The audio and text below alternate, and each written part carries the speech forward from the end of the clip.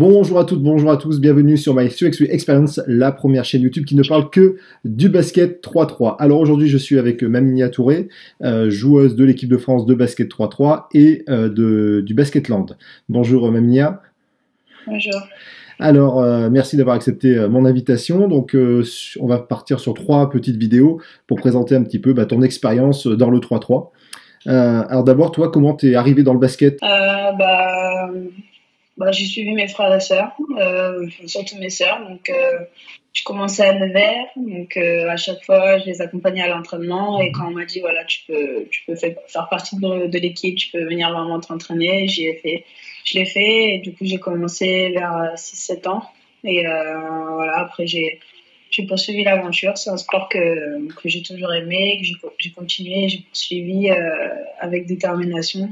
Et ça m'a amené à poursuivre l'aventure au Pôle Espoir. J'ai joué à côté de ça à Clermont-Ferrand. Ouais. Ensuite, j'ai intégré l'INSEP, le centre fédéral.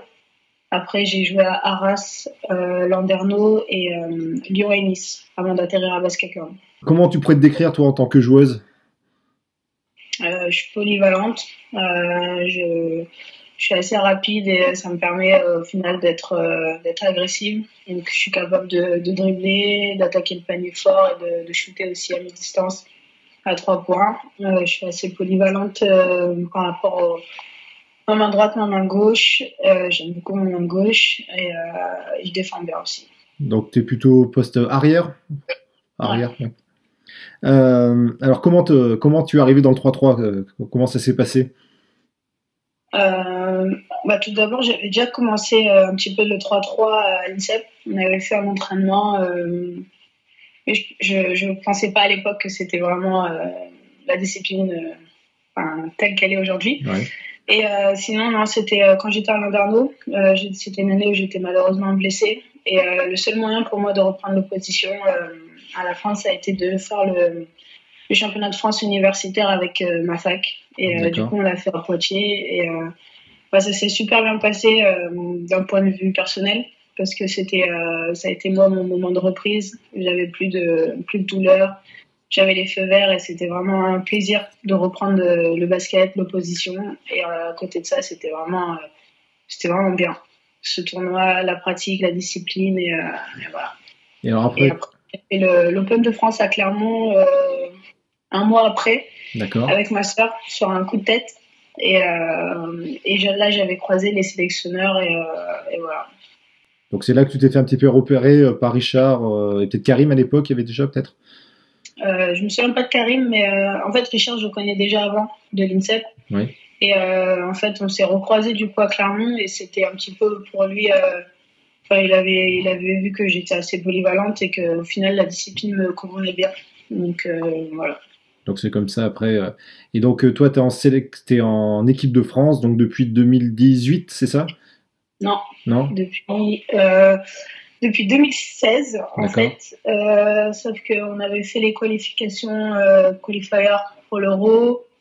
On n'a pas été qualifié d'ailleurs. Ouais. L'année d'après, je passais le CAPELS, donc j'étais moi-même je savais, j'étais convoquée pendant les compétitions internationales, mais je faisais quand même partie du groupe.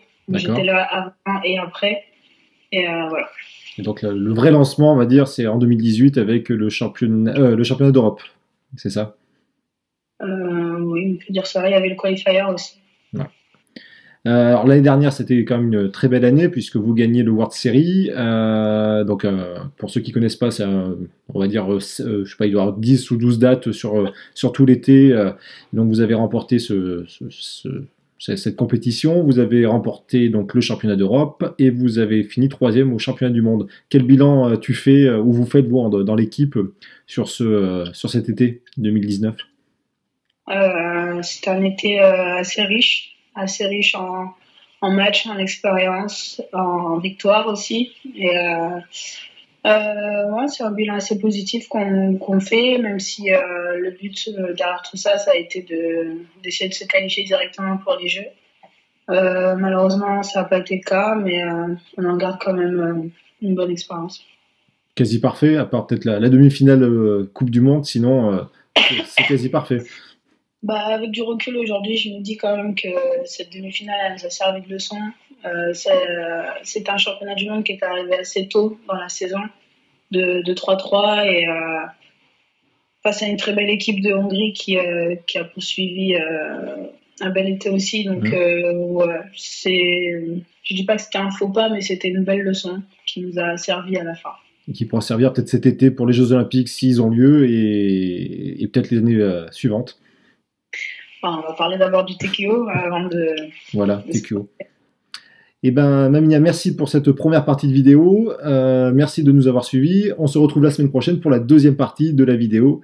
Allez, n'oubliez pas de vous abonner, de liker, de partager. À la prochaine. Bye bye. Allez.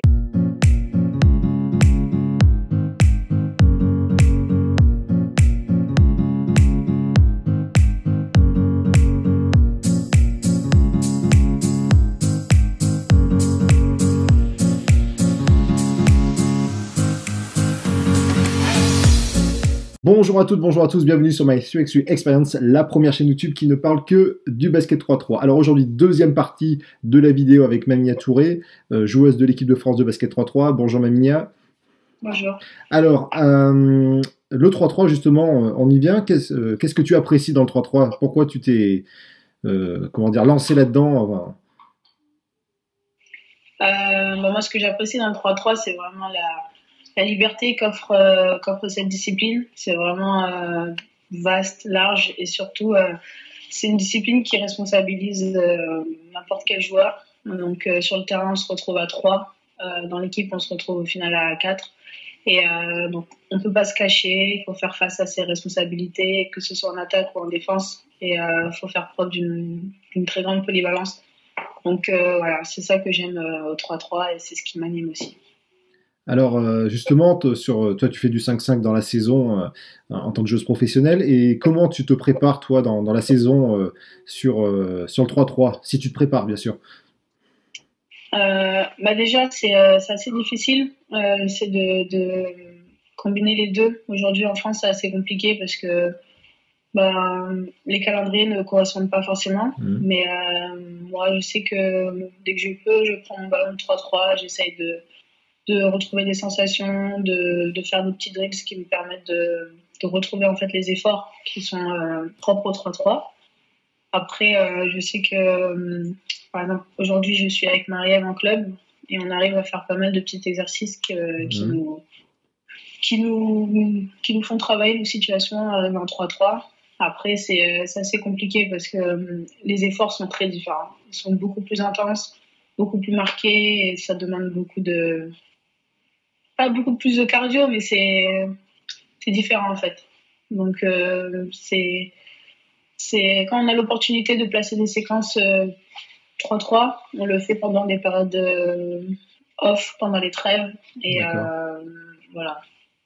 Donc là c'est du personnel, du travail personnel en dehors, et puis bien sûr les rassemblements, le rassemblement ou les deux rassemblements durant l'année avec les équipes de France.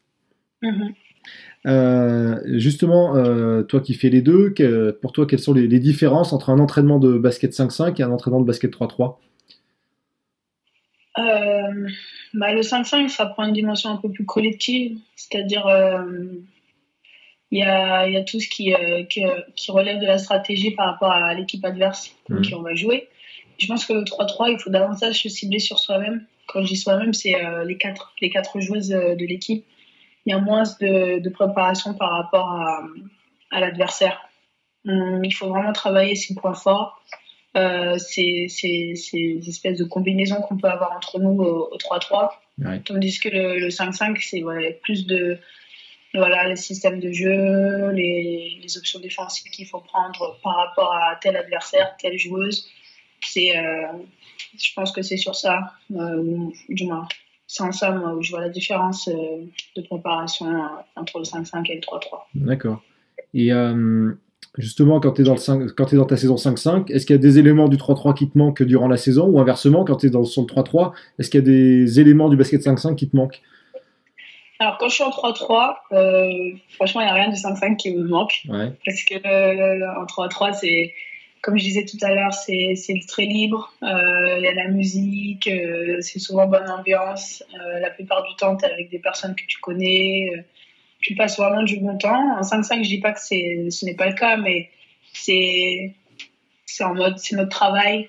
Il y a un minimum de cadre, en fait. Je dis pas que c'est pas cadré au 3-3, mais c'est différent de se dire, voilà, je vais à l'entraînement de 5-5, je vais aller faire mon match. C'est un peu plus structuré et institutionnel, on va dire. Parce que le 3-3, il y a toujours cette petite dimension de liberté qui découle de la base, en fait. L'idée, c'est le street, tout est olympique, et ben, c'est un petit peu ça, au final, qui est conservé dans l'état d'esprit. Donc, moi, quand je vais au 5-5, du moins, quand je vais au 3-3, le 5-5 ne me manque pas. En revanche, quand je suis au 5-5, ce qui peut me manquer, c'est ça, c'est tout l'état d'esprit un petit peu libre, ne serait-ce avoir la musique pendant les entraînements, après dans le jeu purement, les coups. Les coups, c'est un peu plus physique et un peu plus... il laisse passer un peu plus de choses, donc je pense que ça manque un petit peu, ça, dans le 5-5. Après, c'est vrai que dans le 3-3, il y a des lieux aussi qui sont incroyables, des lieux où on pense pas faire du basket, ça peut en extérieur, aux côtés de la plage, dans des centres commerciaux, dans des destinations un petit peu exotiques aussi, qu'on n'a pas l'habitude dans le 5-5. Ouais, ça change. Il y a des endroits, l'année dernière, enfin, en 2018, on avait fait le championnat d'Europe dans un cirque. J'ai jamais fait ça de ma vie. Il y avait... aussi à Prague où on avait fait un tournoi, c'était vraiment très très joli, donc des emplacements atypiques aussi. Alors justement, comment tu vois l'évolution du basket 3-3 sur le plan personnel peut-être, mais aussi au niveau de la discipline, comment tu vois cette évolution dans les prochaines années? Moi pour l'instant je suis focus sur un éventuel TKO. Je sais pas trop comment ça va se passer à ce niveau-là. Comme tout athlète, je pense que le but c'est de faire les Jeux Olympiques. Donc moi personnellement, je pense d'abord TQO, mais éventuellement JO. Et après, en fait, c'est un petit peu flou en ce moment avec l'actualité et tout ce qui peut se passer. Donc c'est difficile de se projeter.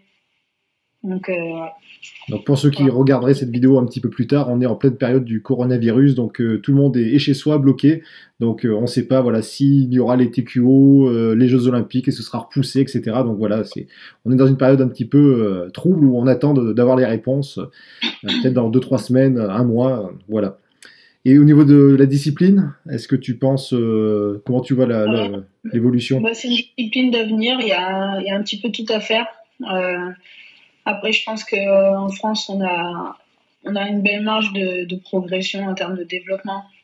Quand je vois ce qui se passe dans les autres pays, que ce soit en Serbie ou même en Roumanie, voire Russie, ils sont assez calés sur le sujet et je pense que nous, on a tout à faire. Il nous manque un circuit professionnel, par exemple. Je ne sais pas trop comment ça va se passer parce que la plupart des joueurs et joueuses de 3-3 sont à la base des joueurs de 5-5.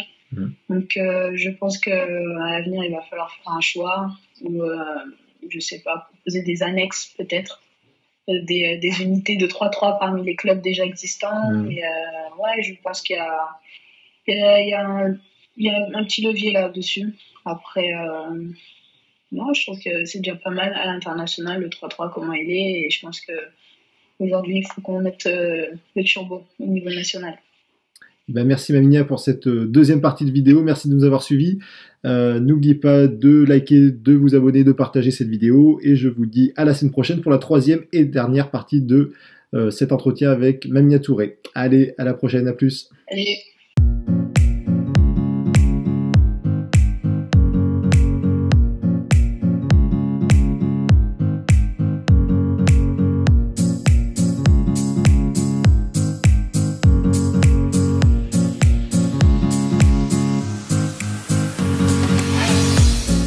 Bonjour à toutes, bonjour à tous, bienvenue sur My 3x3 Experience, la première chaîne YouTube qui ne parle que du basket 3-3. Alors aujourd'hui, dernière partie de l'entretien avec Maminia Touré, joueuse de l'équipe de France de basket 3-3 et de Basketland. Bonjour Maminia. Bonjour. Alors, on va partir sur un petit quiz avec 9 questions. Quel est pour toi ton meilleur souvenir dans le basket 3-3 ? J'en ai plusieurs. Je vais choisir le tout premier titre de championne d'Europe. C'était donc en 2018 à Bucarest, dans un lieu formidable. On était dans un ancien cirque.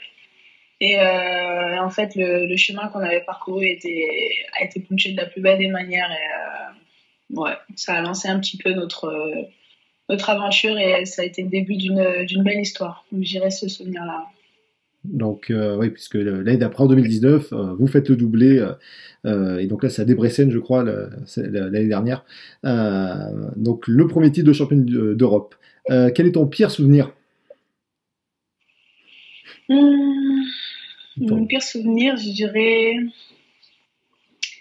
Ouais, j'en ai plusieurs. Parce que bon, forcément, je pense que c'est lié à des déceptions. Il y a eu la première fois où j'avais pas été sélectionnée pour faire le championnat du monde à Manille. C'était aussi en 2018. Ouais. Mon pire souvenir, voilà. D'ailleurs, après, je me suis blessée au doigt. Mais bon, ouais, c'est pas grave. Ouais, après, je dirais la défaite en demi-finale au championnat du monde en 2019. Contre la Hongrie. C'est ouais. Ça? Ok. Pour toi, quel est le meilleur tournoi de 3-3 français? Pour toi, quelle est la référence? J'aime bien l'Urban PB, donc le tournoi de Poitiers. Ça fait des années qu'ils sont sur le circuit, qui proposent franchement une semaine entière de 3-3, ponctuée par un bon tournoi. Je dirais celui-là. Après, ouais, je le mets franchement au même niveau que l'Open de France. D'accord.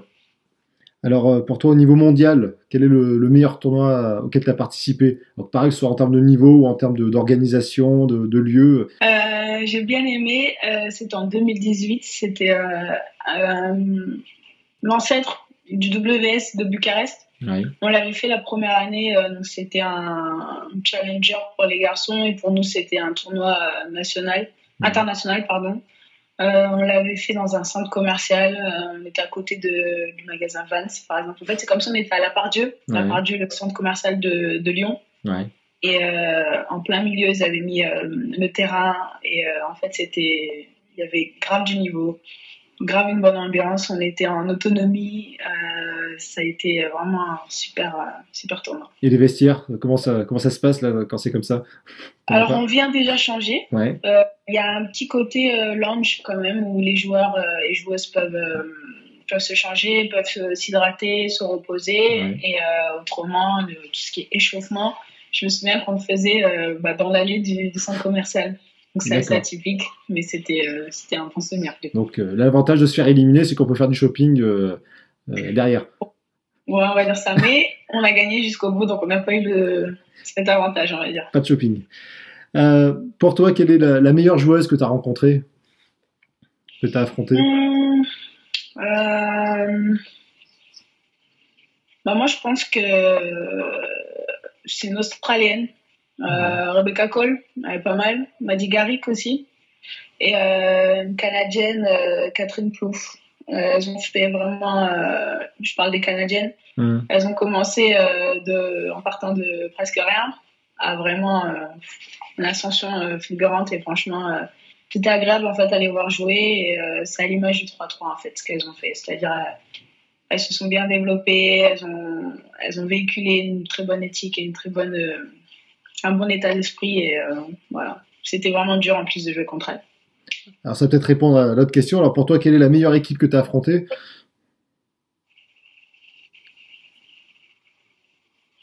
La meilleure équipe, en vrai, pour moi, je pense que les joueuses de l'équipe de France, on est un très bon groupe. Et quand on travaille entre nous, c'est déjà hyper dur. Ouais.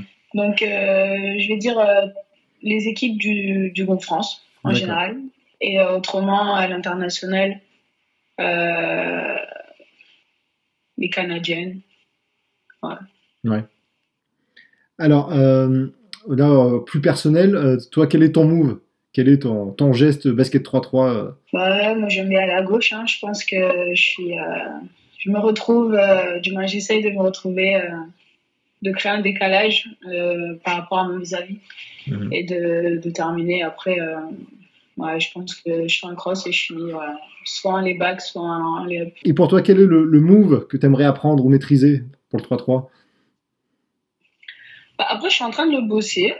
Enfin, je fais tout le temps des trucs comme ça, mais j'essaie d'intégrer des choses qui me permettent de trouver une solution face à une situation où je peux être bloquée. Je travaille beaucoup sur les step back, step away, fade away, les chutes un petit peu comme Kobe ou KD peuvent faire. D'accord. Donc, gestion des déséquilibres ou prendre le contact et quand même se resituer pour shooter. D'accord. Un petit peu. Ouais, non, ce sont les moves que j'ai dit. Alors, dernière question. Alors, même si pour ceux qui ont déjà regardé, je crois que c'est la première partie de la vidéo, quel est ton rêve 3-3? Faire les jeux. Hein. Sans surprise. J'espère pour toi que tu pourras y participer, alors soit cette année à Tokyo, voire l'année prochaine si c'est repoussé. Et après, le rêve peut-être à Paris en 2024. En tout cas, merci de m'avoir reçu en direct chez toi. Je remercie aussi tous ceux qui regardent cette vidéo. N'oubliez pas de liker, de vous abonner et de partager cette vidéo. Et je vous dis à la prochaine. Allez, salut! À bientôt!